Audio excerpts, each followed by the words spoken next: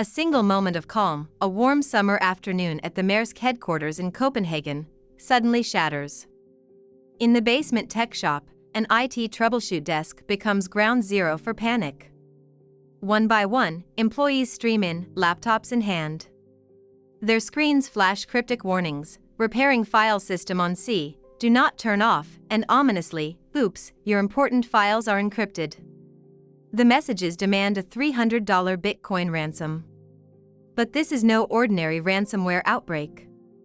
The air turns electric as colleagues scramble through the halls, shouting for others to shut down or unplug. Keycard gates grind to a halt, leaving workers stranded, digital phones silently dead on desks. In the building's basement and across the street in a century-old maritime archive, the network administrator watches in horror. Every screen in the office went black, black, black in rapid succession. By 3 p.m., Maersk's global network is taken offline to stem the tide. Computers everywhere are lifeless. The maritime giant, operator of 76 ports and hundreds of ships carrying a fifth of the world's cargo, has just been rendered dead in the water. Employees leave their computers dead at desks and walk out into the summer air, unsure when, or if, they'll ever reconnect. Unbeknownst to them at that moment, an invisible enemy has already leapt beyond Denmark. The cyberstorm they face is NotPetya, and it is only beginning to show its fury. Months earlier, a silent war has been raging. In 2014, Russia grabbed Crimea. Since then, waves of cyberattacks have battered Ukraine's banks, utilities, and government. A hacker group nicknamed Sandworm, linked to Russia's military intelligence, has been probing Ukrainian systems, testing new ways to sabotage a nation. In spring 2017, Sandworm's agents did something audacious. They hacked Linko's group, the makers of MEDOC, Ukraine's popular tax accounting software used in virtually every business and ministry. From that small Kyiv server room, the attackers secretly turned Ukraine's own tax software into a digital Trojan horse. In late June 2017, as businesses click update on MEDOC like any routine patch, the trap is sprung.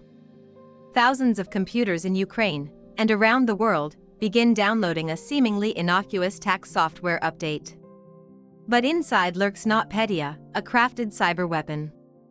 Meanwhile, nationwide celebrations begin. On June 28, Ukraine's Constitution Day, citizens enjoy a holiday. By midnight, word spreads that systems are failing nationwide. ATMs stop spitting cash, the Kyiv metro reverts to cash fares, and banks can't process payments. News reports flash in cities from Lviv to Odessa. Government agencies have lost data, meter readings are frozen, and even the Ministry of Infrastructure is in lockdown. Sound, news broadcast voiceover, servers down across Kyiv. Ukraine has effectively become the battleground for a new kind of warfare. At 10 p.m. Kyiv time on June 27, the payload is unleashed. NotPetya is a self-propagating worm. Once one computer is infected, the code hunts for others on the network, spreading explosively. Incredibly, security analysts later called it simply the fastest propagating piece of malware we've ever seen. It uses a stolen digital skeleton key called Eternal Blue, an NSA-developed exploit leaked online, to blast through unpatched Windows servers anywhere in the world. Wherever Eternal Blue cracks a network door, NotPetya slips through. Then it unleashes Mimikatz, a tool that sniffs out login passwords from a machine's memory. With Mimikatz, NotPetya escalates privileges and hops across networks, from the first infected computer to every file server and backup it can reach. NotPetya also carries a dark twist. It masquerades as an old ransomware strain called Petya. Each infected PC boots into an animation that claims files are encrypted and a Bitcoin ransom is due. But this ransom note is a lie. The malware doesn't truly protect a key, it's designed to destroy. When NotPetya infects a machine, it quickly corrupts the master boot record, the very foundation of the computer's hard drive, scrambling the data beyond recovery. In short, the attackers left no master decryption key. Paying $300 won't bring your computer back. NotPetya simply wipes it clean. Even the screensaver-like ransom demand feels like a trap. Sound, dissonant oops sound. The code comments reveal no error. This was not about money at all, but total annihilation. NotPetya is a cyber weapon, not real ransomware. Its intent is not profit but panic.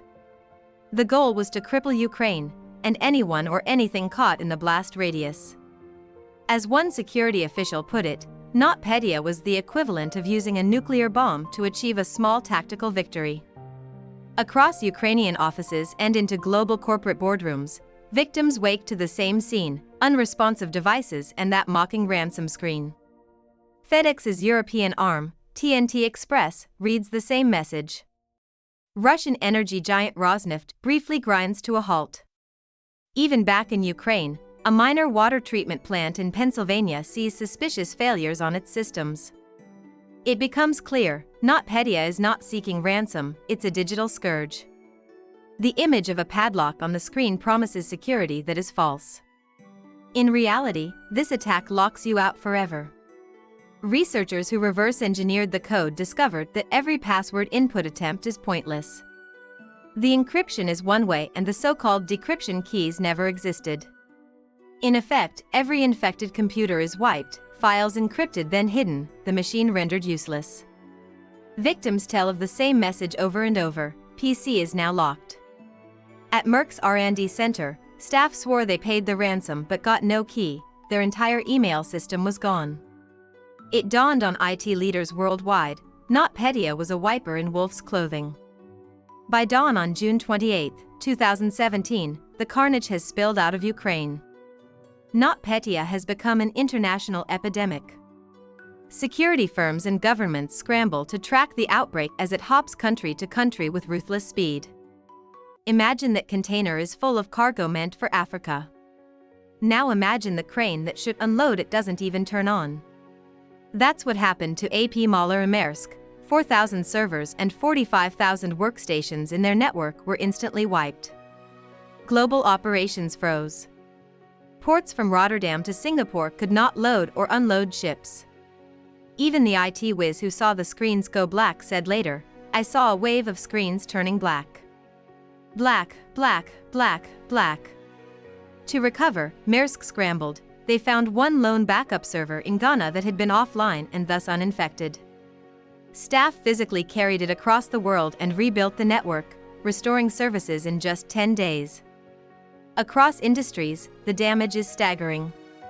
The food giant Mondelez, formerly Kraft/Cadbury, had its factories offline, fresh candy sat unsold and perishable. The pharma leader Merck saw its own research and production grind to a halt, ultimately counting over $870 million in losses. FedEx's TNT Express was hit so hard in Europe that it later estimated losses in the hundreds of millions. Construction, consumer goods, petrochemicals, no sector was immune. Almost every company hit reported nine-figure losses. In total, this single event cost the global economy on the order of $10 billion. To put it in perspective, NotPetya's toll dwarfed even the recent WannaCry ransomware outbreak by orders of magnitude. In the attack's aftermath, investigators and officials pieced together the truth. U.S. authorities publicly blamed Russia's GRU, military intelligence, for designing and launching NotPetya. It was intended as an act of cyber warfare against Ukraine, but global networks became unintended collateral damage. As Wired put it, "We didn't know at the time the kind of devastation it actually inflicted on these companies."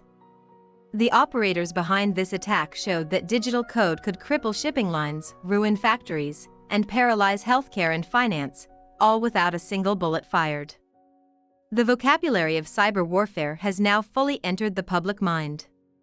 The nightmare of NotPetya leaves us with haunting keywords: kill switch, backdoor, ransomware, wiper, nation-state hacking, patch management, backup, resilience. Each word on that screen represents a lesson burned into our systems. In boardrooms and war rooms around the world, executives and governments take heed. Maersk learned to champion cybersecurity as a top priority and strengthen offline backups. CEOs across industries now hear that chilling cautionary tale: an unchecked vulnerability, even in someone else's software, can bring your business to its knees. We learned that cyber weapons can spread like wildfire beyond their intended targets, and that no company, nor any country, is too big or too small to be touched. NotPetya stands as one of the most devastating cyber incidents ever. Years later, it remains a stark example of how a single piece of code, cloaked as ransom, was really a weapon of war. And it serves as a warning: in our interconnected world, a flash of malware can bring giants to their knees. The question echoes on: what will we do to ensure it never happens again?